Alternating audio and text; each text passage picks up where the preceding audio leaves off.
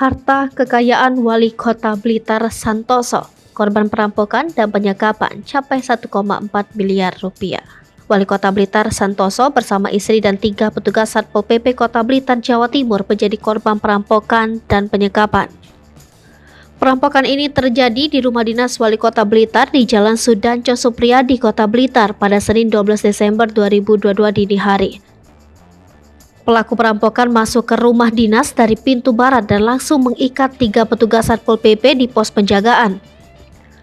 Kemudian pelaku masuk ke dalam rumah dinas dan menyekap Santoso bersama istrinya di dalam kamar.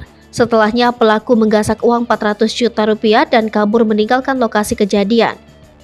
Santoso sudah menjabat sebagai Wali Kota Blitar sejak 2021. Ia berhasil menjadi orang nomor 1 Kota Blitar setelah menang dalam Pilkada 2020 bersama pasangannya Cucuk Sunario. Di periode sebelumnya yaitu 2015 sampai 2020, Santoso merupakan Wakil Wali Kota Blitar.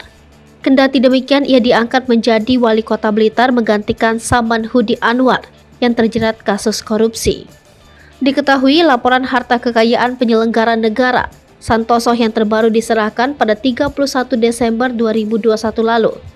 Menurut LHKPN terbarunya, Santoso tercatat memiliki harta sebanyak 1,49 miliar rupiah. Dibandingkan tahun 2020 lalu, kekayaan Santoso meningkat sejumlah 526 juta rupiah. Ia mempunyai 2 bidang tanah dan bangunan yang semuanya berada di Blitar dengan nilai 800 juta rupiah. Selain itu, Santoso juga memiliki 3 kendaraan yang terdiri dari 2 mobil dan 1 motor. Ketiga kendaraan Santoso bernilai 551 juta rupiah. Tak hanya itu, Santoso juga tercatat memiliki harta bergerak lainnya sebesar 22 juta rupiah. Juga kas dan setara kas sebanyak 125 juta rupiah.